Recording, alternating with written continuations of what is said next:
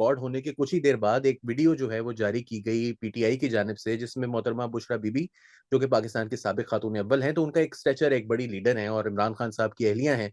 उन्होंने एक कुछ बहुत बड़े-बड़े दावे कर दिए, लेकिन जो सबसे बड़ा दावा था उसके अंदर, उन्होंने ये कहा कि जनरल बाजवा को इमरान खान जब सऊदी अरब गए तो वो नंगे पाँव मदीना गए थे, वैसे वो नंगे पाँव नहीं थे, उन्होंने मोज़े पहने हुए थे। तो वो जब मदीना गए तो वहाँ से कहीं से कॉल आई जनरल बाजवा को कि ये जो है ये तुम क्या उठा लाए हो? तो उसके बाद जो है वो साजिशें शुरू हो गई और सारी कुव्वतें जो हैं वो इमरान खान के पीछे पड़ गईं, उनका ये कहना है। आप ज़रा ये बताइए कि इस बात में कितनी सच्चाई है? क्या ये दुरुस्त है कि ये इस वजह से कोई उनके खिलाफ जो है वो दुश्मनी शुरू हो गई थी और ये कि शरीयत जो है वो हम यहाँ ख़त्म करना चाह रहे हैं, तुमने वहाँ पर से शरीयत के ठेकेदार उठा लाए हो? ये इस्लामी टच देने में ज़्यादा आगे निकल गई या वाक़ई कोई इसमें हकीकत भी है? देखिए, एक तो ये कोई उनके इक़्तिदार के आखिरी दिनों की तो बात नहीं है। ये तो इक़्तिदार के शुरू के दिनों की बात है जो वो कह रहे हैं। उसके बाद साढ़े 3 साल वो रहे हैं बरसर इक़्तिदार। मेरा मतलब है एक पूरा यौवन उनकी वज़ारत उज़्मा का रहा है। ये नंगे पाँव तो वो बिल्कुल शुरू वाली बात है, अभी वो गए हैं, तो उसके बाद जो पूरे साढ़े 3 साल हैं, वो किस खाते में है, मेरी बात आप समझें।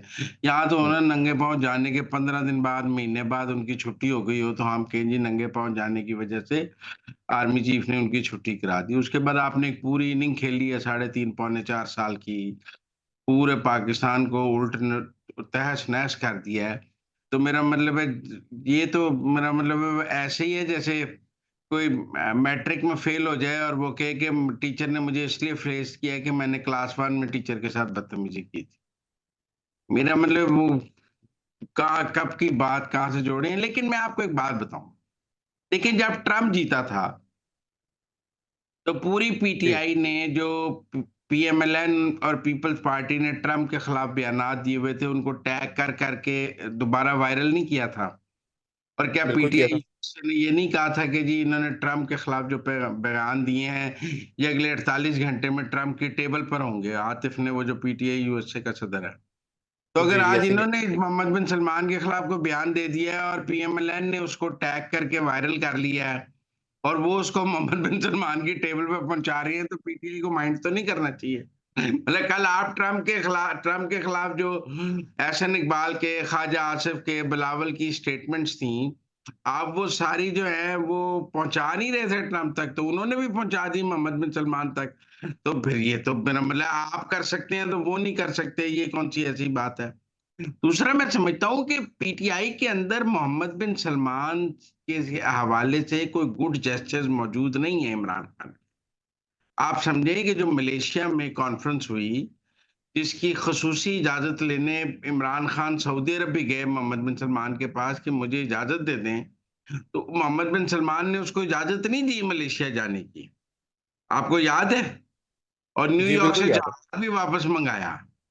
और मेरा मतलब है कि काफ़ी उन्होंने उनके साथ मतलब वहाँ पे एक जो तलख़ी और सर्द-मैरी है, वो ताल्लुकात में आ गई और आप इससे पहले समझें शेर अफ़ज़ल मरवत ने भी ऐसा एक बयान दिया।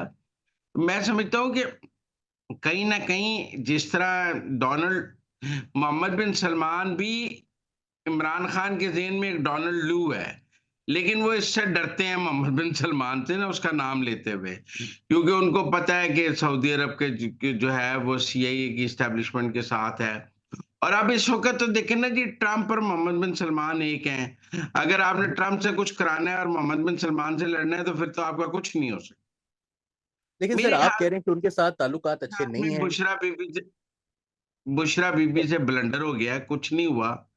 एक हाँ, ब्लंडर हो गया है, एक बात उनके जो ड्राइंग रूम्स में उनके साथ डिस्कस होती थी, जो उनकी हुँ। ड्राइंग रूम कॉन्स्पिरेसी थ्योरी थी, वो उन्होंने तकरीर में कह दी।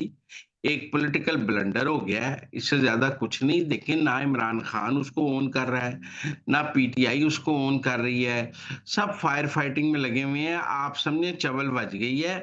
अब चूँकि चवल एक ऐसी जगह से बजी है कि उसको आप शट अप कॉल नहीं दे सकते। कहते हैं घर का लाडला बच्चा चवल मार दे तो फिर उसको गालियाँ तो नहीं दी जा सकती। शेर अफ़ज़ल मरवत ने चवल मारी थी, आपने शोकॉज़ दे दिया था, पर आप बुशरा को तो शोकॉज़ नहीं दे सकते ना।